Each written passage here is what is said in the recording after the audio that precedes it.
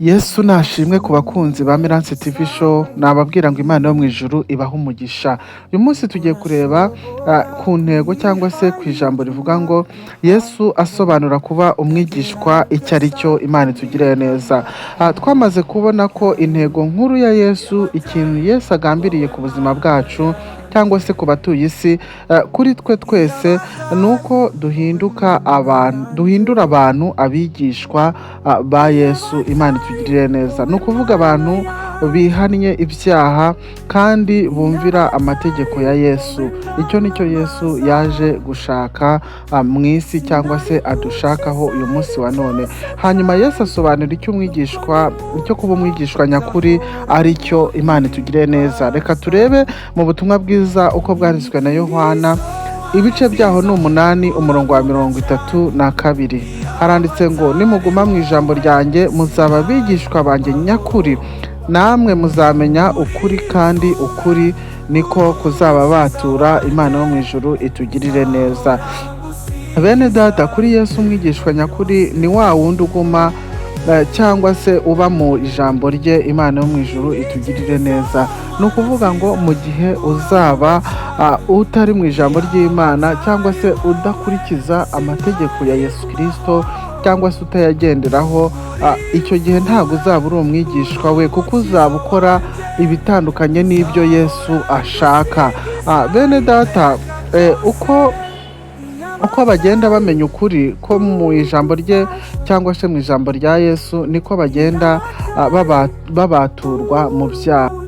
Hanyuma Yesu yaje kuvuga irindi jambo avuga ngo ibyo nibyo byubahisha data, nuko mwera imbuto nyinshi mukaba abigishwa banjye. Imana yo mu ijuru itugirire neza.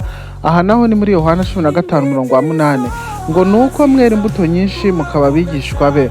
Yesu ikintu ashaka nuko abantu bera imbuto, ubundi bakaba abigishwa be. Imana yo mu ijuru itugirire neza. Ni ukuvuga rero ko ukurikije ubusobanuro Yesu ari gutanga, abigishwa bubahisha data mu kwera imbuto, abatera imbuto baba bagaragaje ko batari abigishwa be.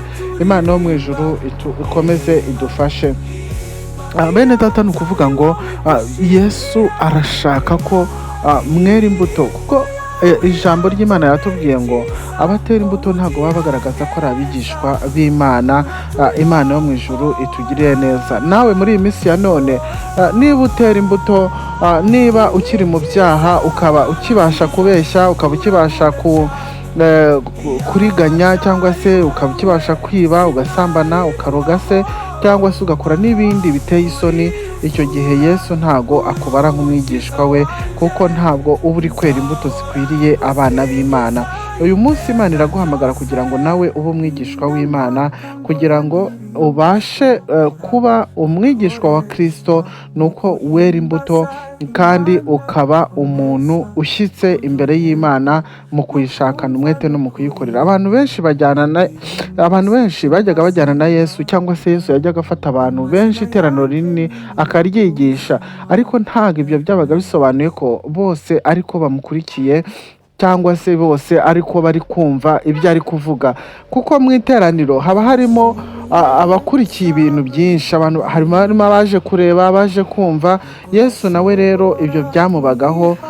Yajyaga agira abigishwa benshi, ariko bamwe muri bo ntago bakurikizaga amategeko, bakoraga ibindi bihabanye n'ibyo Yesu yabaga ashaka.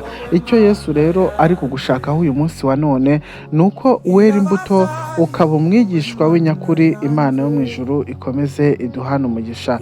Yesu ntiyaranyuzwe no kubona abantu benshi bamwiruka inyuma, ahubwo icyo yashakaga nuko abantu bumva ijambo yababwiraga, ndetse bagakurikiza ijambo ry'Imana, bakareba n'ibitangaza yabaga arimo akora, bakabikurikiza bakabyumva, kugira ngo babe abigishwa be nyakuri. Yesu akeneye abantu bakunda Imana n'umutima wabo wose. Bene data, ntabwo akeneye ba bandi bigaragara inyuma ko bakunda Imana, ariko nyamara mu mutima wabo batagaragaza ko bayikunda imbere yayo. ni ukuvuga ngo ubwenge bwawe bwose Yesu akeneye ko bukunda Imana, n'ubugingo bwawe bwose Yesu akeneye ko bukunda Imana, kugira ngo ube umwigishwa wa Yesu nyakuri. Nuko ukunda Imana n'umutima wawe wose n'imbaraga zawe zose. Bene data turi kumwe kuri Meranse TV Show, nagira ngo mbabwire ngo uyu munsi wa none Yesu arabakangurira ko mwakunda Imana n'umutima wanyu wose, n'ubwenge bwanyu bwose, n'imbaraga zanyu zose. Aho niho muzaba abigishwa ba Yesu nyakuri. Imana yo mu ijuru ikomeze ibagirire neza. N'ubundi turacyari ku ijambo rivuga ngo kuba umwigishwa nyakuri, mbese ni ibintu ugomba kugenza gute, ugomba kubikora gute. Imana yo mu ijuru itugirire neza. Nuko ngo Yesu akeneye abantu bumvira amategeko ye. Mwene data, nutumvira amategeko ya Yesu cyangwa se amategeko y'Imana, icyo gihe ntabwo uzaba umwigishwa we ngo bikunde, kandi nta nubwo azongera ntabwo Yesu azakugira umwigishwa we mu gihe utari gukurikiza amategeko ye. Bene data, turi mu isi igoye, turi mu isi iruhanyije, ariko tuba tugomba kugerageza gukurikiza amategeko y'Imana kugira ngo natwe tubashe kuba mu bo Imana yishimira. Ni ukuvuga ngo Yesu ubwe akeneye abigishwa muri iyi minsi ya none, muri iyi si dutuyemo, muri iyi si igoye. Yesu akeneye abigishwa, ariko se arababona gute badashaka gukurikiza amategeko? Ni ukuvuga ngo ibi ntago wabishidikanya, nk'uko amaze kubibabwira. Yesu we yatubwiye ibikenewe cyangwa se ibyo umuntu agomba kugenderaho. Ni ukuvuga ngo yaduhaye urugero rw'abantu, tuvuge se ababyeyi bawe, umugore mwashakanye cyangwa se umugabo, abana bawe, cyangwa se n'inshuti zawe, cyangwa n'abandi bantu ukunda cyane mu buzima bwawe. Yesu yaduhaye urugero atubwira ko mu gihe udashobora gusiga abo bantu ngo mukurikire, byagorana cyane niba ariyo nzira uri kubona yo kubasiga kugira ngo ubashe gukurikira Yesu Kristo nk'umwami n'umukiza wawe, cyangwa se kugira ngo ube umwigishwa we. Byagorana cyane. Ni ukuvuga ngo Bibiliya yo itwigisha kubaha, tukubaha abo twashakanye, tukubaha ababyeyi, tukubaha inshuti, tukubaha imiryango, cyangwa se n'abantu abo ari bo bose. Ariko Yesu ahangaha yaduhaye urugero ruvuga ngo kumukurikira bisaba gusiga byose. Ni ukuvuga ngo yaduhaye urugero mbese rukomeye, rushaka kugaragaza ko niyo uko byagenda kose ushobora gusiga n'abo bantu ariko ukamukurikira. Ni ukuvuga ngo kumukurikira Yesu ntabwo areba ku byo ukunda, ahubwo icy'ingenzi ni uko umukurikira, nk'uko yaduhaye ingero atubwira ko ushobora gusiga ibyo byose kugira ngo ubashe kumukurikira. Ni ukuvuga ngo icyo ashaka ni urukundo rwawe nawe, ibindi byose biza ari inyongera, kandi Imana igenda ibidufashamo. Ni ukuvuga ngo ntabwo wakurikira Yesu ngo umuryango ukwange cyangwa se ngo uwo mubana kwange, kuko muri Yesu niho haboneka byose, niho haboneka amahoro, niho haboneka ubwirinzi bw'ibintu byose. Imana yo mu ijuru ikomeze itugirire neza. Bene data, nababwira ngo uyu munsi wa none mushaka uko mwaba abigishwa ba Kristo, mushaka uko mwakorera Imana, mushaka uko mwayikunda n'umutima wanyu wose, nayo izabagirira neza. Nababwira ngo rero icyo nicyo nari ngendereye kubabwira ngo mbese umuntu yaba umwigishwa wa Kristo binyuze mu zihe nzira, cyangwa se ubusobanuro Yesu yagiye abwira abigishwa be uko bakwiriye kugenda babigenza.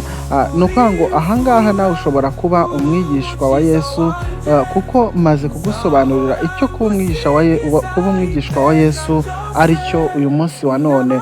Ni ukumukurikira, ni ugukurikiza amategeko ye, ni ugusiga byose kugira ngo ubashe kumukurikira.